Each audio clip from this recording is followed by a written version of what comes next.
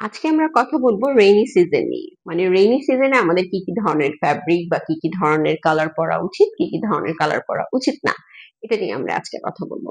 যদিও আমাদের মাথায় রেইনি সিজন বলতেই আসে কিন্তু একটা ব্লুইশ বা গ্রেইশ বা হোয়াইট টাইপের কালার, যেহেতু এটা একটা বৃষ্টির সিজন থাকে, আকাশ মেঘলা থাকে, তো ওই ধরনের কালার গুলোই আমাদের মাথায় আসে। বাট যদি আমরা অ্যাপ্রোপ্রিয়েট ভাবে রেইনি সিজনকে ডিফাইন করতে চাই যে কি কি কালার পরা উচিত, কি কি কালার পরা উচিত না, তাহলে সর্বপ্রথম যেটা আসে আমাদের ডার্কার কালার পরা উচিত। এখন ডার্কার কালার কেন পরা উচিত? যেহেতু এত সুন্দর ওয়েদার, এত কিছু, এর মধ্যে আমি ডার্ক কালার কেন পরবো?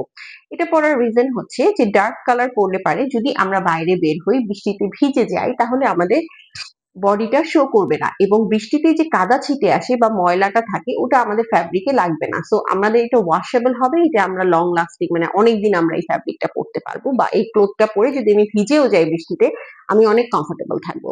এছাড়া আমরা বলি যে রেইনি সিজনে কটন পরতে, but basically it's not like that. Rainy সিজনে যদি আমরা একটু পলিস্টার মিক্সড কাপড় পরি, যেহেতু রেইনি সিজনটায় খুব বেশি গরম থাকে না, তো একটু পলিস্টার বেসড কাপড় পরলে যেটা হয় যে আমরা ভিজে গেলে খুব অল্প এয়ারেই বা আমাদের এসির বাতাসে বা ফ্যানের বাতাসে কিন্তু কাপড়টা শুকিয়ে যায়। সো এটা আমাদের জন্য অনেক কমফোর্টেবল হয় যারা আমরা জব করি বা আমরা বাইরে কাজ করি তাদের জন্য। সো রেইনি সিজনে আমাদেরকে ব্রাইট কালার পরতে হবে, আই মিন ডার্ক কালার পরতে হবে, বা ব্রাইট কালার যেটাই পরি, মানে খুব অফ কালার আমরা পরবো না, আমরা খুব বেশি কটনের উপরে ডিপেন্ডেন্ট হব না, আমরা একটু পলিস্টার মিক্স লাইক সিল্ক এই ধরনের কাপড়ও পরবো, জর্জেট এই টাইপের কাপড়ও পরবো।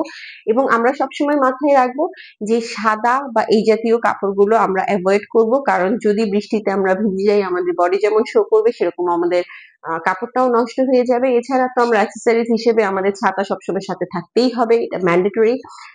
So it is a season to enjoy, এই সিজনটা আমাদের এনজয় করা উচিত, এবং don't afraid to wire bright colours, because এটা একটা মুড বুস্টিং থিং।